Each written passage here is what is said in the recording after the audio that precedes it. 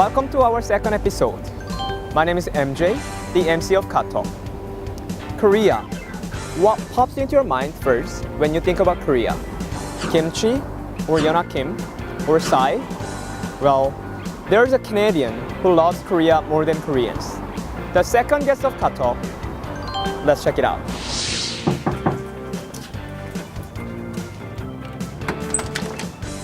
형 안녕하세요. 네. 오랜만이야. 네.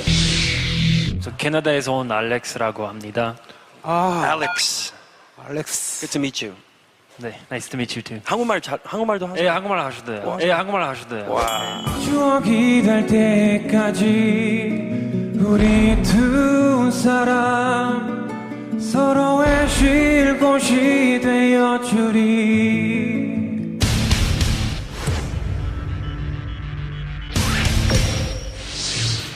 So I'm here at home now, and we have some guys who are doing some filming. So they're getting their cameras and stuff ready.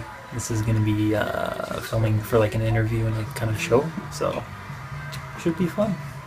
So we're just basically getting ready to film now. You can see behind me setting up the mic. I got my fancy mic right here and my lapel mic, and then we got the cameras. 1, 2, 3, 4. Anyway, let's go. All right, Alex. Can you briefly tell me about your life? Sure, yeah. I was born in North Vancouver in 1989 and moved around quite a bit as a kid. I lived in Nova Scotia for about a year and a half. I lived in Edmonton for about 6 years. And I came back to Vancouver and I lived in Surrey for 2 years. And then I moved to California and I lived there for 6 years. And now I'm back in Vancouver. I went to University of British Columbia here in Vancouver for 2 years. And then I found a job that I liked, so I decided that I would start working there. That's good. So that's the company that I work for now. I understand. Yes. Can you just introduce your company and organization and what do you do at Link? Actually? Sure. Yeah. Link is a language learning website. Language learning. Yeah. So it's for people who are interested in learning a different language. So on the site we have 11 different languages that we support. So that's English, French, Spanish, German, various other different languages. We have Korean as well. I've been working there for 3.5 years. And we're a smaller company, so it's kind of like a startup. So I end up doing a lot of different things there. But primarily I do marketing, and I do customer service, and I'm starting to do more product management for the company. How many customers do you guys have right now? Like, Well, we have... Can you just count it? Yeah. Yeah, because we have a website that people use all over the world. We actually have around 500,000 users on the site. Yeah. 500,000. Yeah. So many. We have people from all sorts of different countries. It's really cool. How many languages do you speak? Me, in order of proficiency, English is my native language. Next would be Korean. And then after that would be French, and Chinese would be last. So and Japanese I know a little bit, but... So 4 or 5. Yeah. Can you say like I love CaTalk in those languages? First of all, Korean and Japanese and... Japanese, my Japanese is really bad, but I can do the others. I can do the others. I love CaTalk. I love CaTalk. English. 카톡을 사랑합니다. Korean. 100%. J'adore CaTalk. What's This that? is French. J'adore CaTalk. J'adore. J'adore. J'adore. And then last is 我爱 CaTalk. Or I CaTalk Chinese. Chinese, yeah. I don't remember in Japanese. Okay. But say I love. I'll pass it. Yeah. Why? What was the reason you just learned a lot of languages? For me, I don't really enjoy learning languages. Really? It's really difficult. Oh. It takes so much time. What I enjoy, and for me, the value and the benefit of learning a language is that I can establish more relationships, I can meet more people, I can understand the world more. So you think the relationship is really important? Absolutely, yeah. So for me, the biggest reason for learning Korean, and the reason why I continue learning Korean, even though I've been learning 6 years, the reason I stay motivated is because I have so many Korean friends, I have so many Korean people that I've met, And I look at those experiences and I say, the only reason I had those experiences is because I've spent the time to learn Korean. Because if I go to Korea and I don't speak any Korean, Exactly. my experience will be very different than if I go to Korea and I can communicate with anyone in the country. How did you learn Korean language? My Korean's not perfect. I would say it's pretty good, but there's definitely room to grow. Yeah. There's definitely room to grow. How did I learn? Really, I learned through a lot of exposure. When I started learning Korean, Just like a baby. yeah, like I went to a Korean church, and I was with a bunch of Korean people. I'm really So familiar the- with that church. Yeah, so the sermons were in Korean, you know, the worship was in Korean, people were talking in Korean, and so for me it was actually quite difficult. And I imagine it's the same for a child. If you don't understand the things around you, it can be frustrating sometimes. But for me, I persevered and I continued to apply myself to that. And so that I would, in my free time on my own, I would read textbooks, but I would also watch Korean dramas or watch Korean movies. I would find Korean blogs that were interesting, and I would meet with friends, and I would talk with friends. And slowly I just, through this exposure to the language, and through hearing people around me speaking Korean so much, I just picked it up more naturally. And it wasn't easy by any means, but I think it's allowed me to develop a more natural Korean fluency than someone who just studies from textbooks or in the classroom. I didn't learn very much in the classroom at all. Yeah. Most of it was through one-on-one interaction or just time spent on my own, reading things in Korean, listening to things in Korean. Yeah. I understand. Oh, and you just studied, as far as I know, your major was Asian Studies, I think, in UBC. Why did you choose that major? So when I was accepted to UBC, one of the first things I did was I looked at what majors they offered. And I wanted to major in Korean. I Why? was very motivated to major in Korean because around that time I had already started learning Korean. I'd been learning for about a year, and I wanted to continue down that path. And I wanted to continue to improve my Korean, learn more about Korean culture, history, politics, things like that. And I was really disappointed to find out that at UBC, they only had a Korean minor, not a Korean major. Exactly. So I thought, well, what's the next closest thing? Asian Studies. And if I do Asian Studies, then I can take courses on different aspects of Korea. I can learn more about Korean culture, And and I can history. learn more of the language too.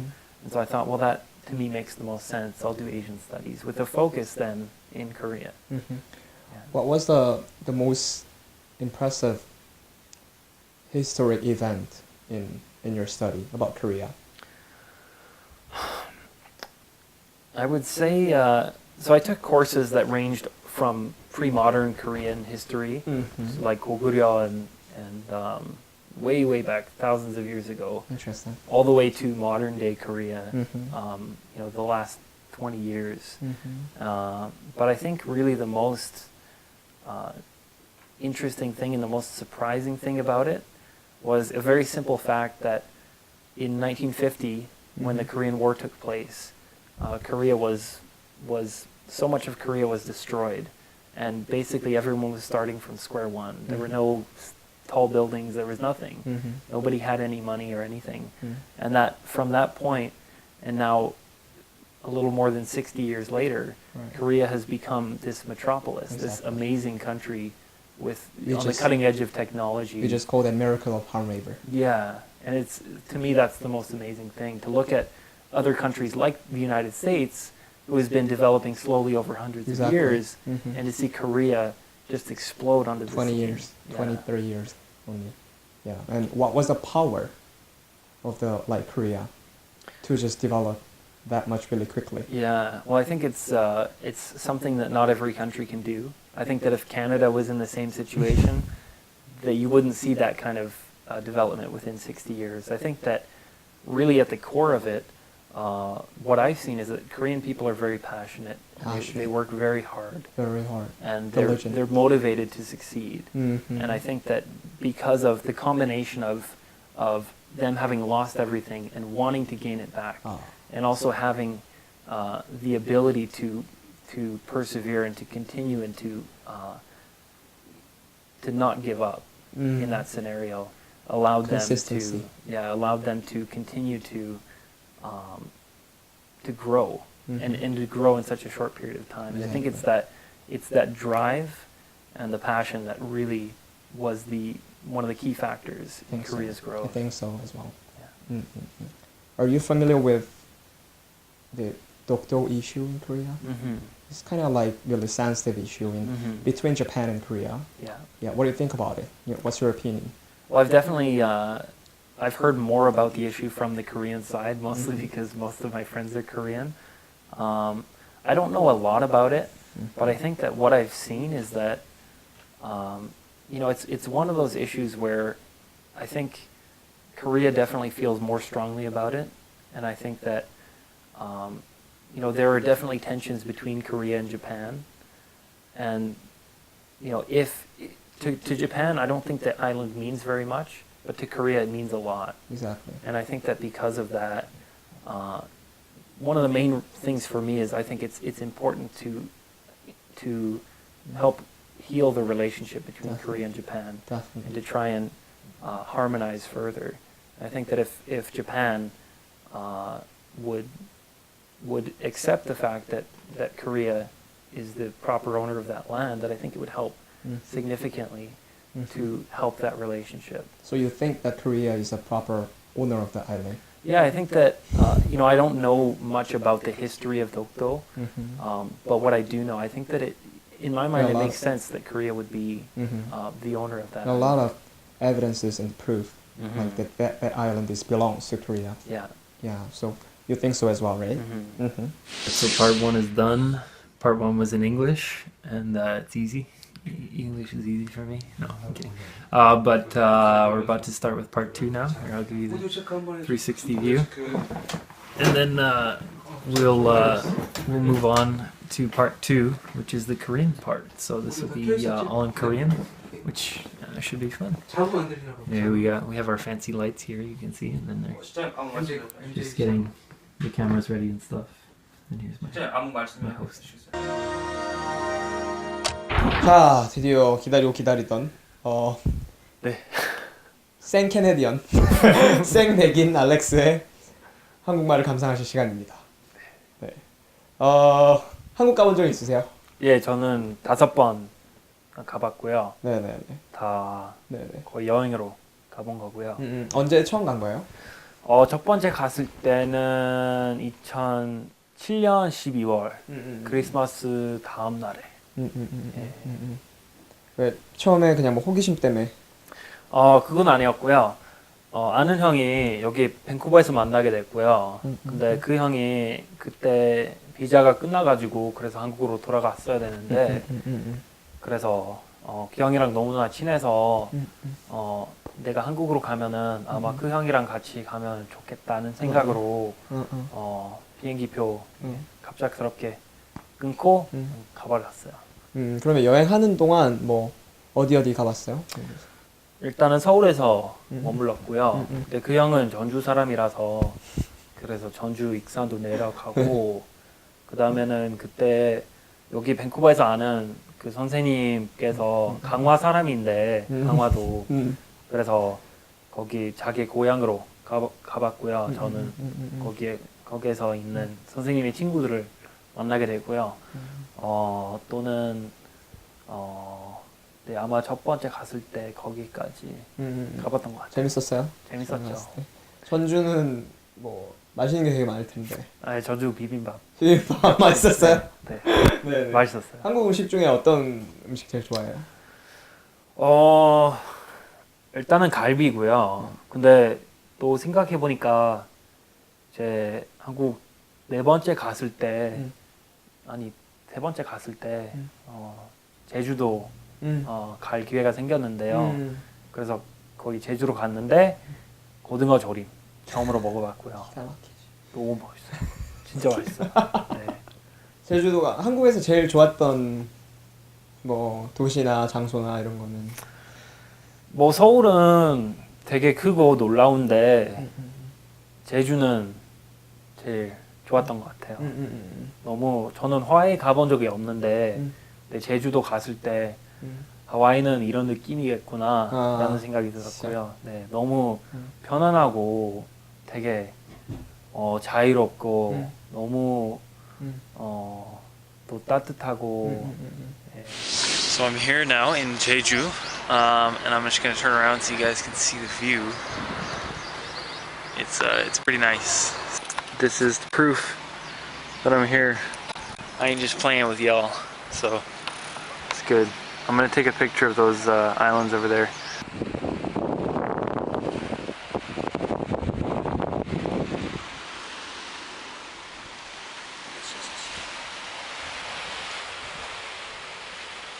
Good afternoon, world. I'm here again in Jeju at the top of a mountain.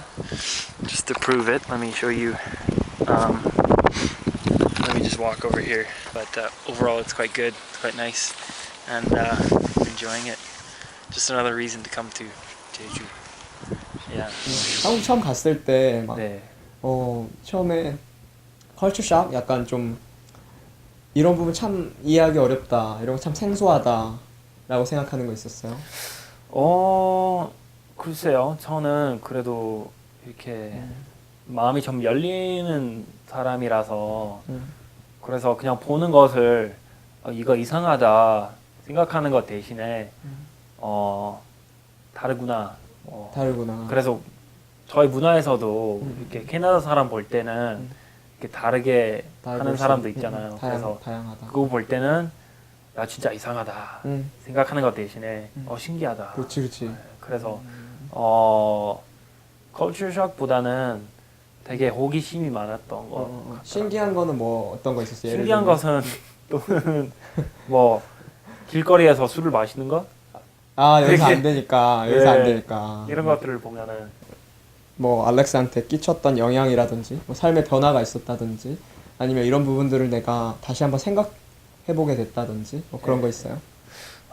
네 확실하게 있었어요. 저에게는 되게 뭐 할아버지 나이가 드신 사람 만나면 그냥 저랑 나이 비슷한 사람과 같이 똑같이 말을 하는데 한국어로 얘기할 때는 나이가 많으시면 그러면 주의를 해야 하고 좀 더 존경을 해야 하고 그렇지. 그래서 그런 느낌을 그런 부분을 이제 봤을 때 이렇게 해야 하겠구나. 저는 할아버지 할머니 볼 때는 아니면 아저씨 아줌마를 볼 때는 그냥 뭐 이렇게 비슷하게 생각했는데 네, 그 사람들을 존경을 받을 만한 분이시구나. 또는 그 사람이 이제 저보다 오래 살았고 확실하게 저보다 지식을 많이 갖고 있는 것이 아니더라도 그래도 경험을 많이 했고 그렇지. 또 어려움을 많이 겪지 않았을까 싶어서 그 사람이 되게 올려야 되고 네, 그런 겸손한 마음으로. 그래서 네. 한국 사람들이 사실 처음 보면은 사실 첫 번째, 두 번째 물어보는 게 나이를 물어보게 되는 경우가 많죠. 왜냐면 예. 존칭을 어떻게 해야 될지에 대해서 맞아. 생각을 하게 되니까. 그렇죠. 존칭이 있다는 것에 대해서 어떻게 생각해요? 랭귀지 안에. 글쎄요. 좋은 점도 있고 나쁜 점도 있죠. 어떻게 보면은 여기 서양 문화 조점이 이제 나이 상관없이 그렇지. 그냥 친절하게 친하게 맞아. 너도 될 나도 수도 친구가 있고, 될 수 있고. 서로의 생각을 나누고 그럴 수도 그렇지. 있는데 네, 한국 문화에서는 자기보다 나이가 어르신 분이시라면 그럼 그분의 말씀을 그렇지. 들어야 되고 조심스럽지. 자기의 입장을 거의 뭐 편하게 이야기할 수도 없고 좀 더 좀 조심해야 하니까 그래서 좀 더 자유롭지 않게 맞아. 어떻게 그렇게 볼 수도 있고요. 알렉스한테 한국은 뭐죠? 한국 또는 한국인. 그렇죠. 한국은 저에게 무엇이냐고 대답할 때는 저는 이렇게 생각해요. 한국이 왜 특이하냐고. 한국은 이제 나라가 뭐 특이하긴 한데 문화도 특이하긴 한데 한국 사람들이 제일 특이한 부분은 되게 열정적이고 또는 정이 많아서 예, 그건 바로 저에게 제일 잘 어울리는 것 같아요. 저도 열정적인 사람이고 또는 정이 많은 사람이라서 캐릭터가 좀 많네요. 예, 한국 사람들이. 그래서 아마 그것 때문에 이제 처음에 한국에 대해서 알아갔을 때 한국 사람들이 이랬는지 몰랐고요. 근데 이제 경험해 보니까 또 한국도 가 보니까 한국 사람들 만나 보니까 되게 비슷한 것 같아요. 저는 이렇게 사고 방식이 다르지만 그래도 마음이 비슷한 것 같아요. 그러니까. 네. Alright, we're taking a break because it's hot in here. It's like a sauna. You see everybody with their little fans. Because these big fancy lights. So we had to pause. I'm getting all sweaty. So we opened the window, opened some doors, and hopefully it should be better. Here's the cards for the show.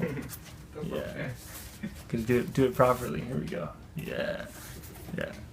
Anyway, it's already like, I don't know, 9 o'clock, so everybody's getting a little tired, but we will keep going. 안녕하세요 여러분. 저 제주도에 와 있는데요. 여기 바다가 이름은 뭘까요? 중문해수욕장. 중문해수욕장. 그러니까 입수하겠습니다. 1박 2일 많이 보니까 재밌겠다고 생각하니까 하러 가겠습니다.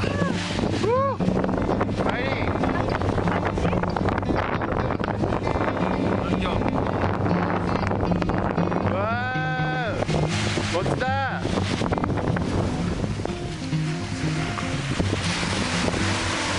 점프해 점프.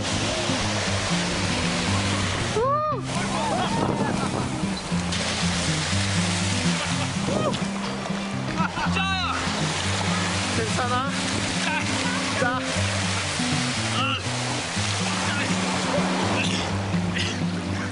그래도 좋습니다. 제주도 한번 와보세요.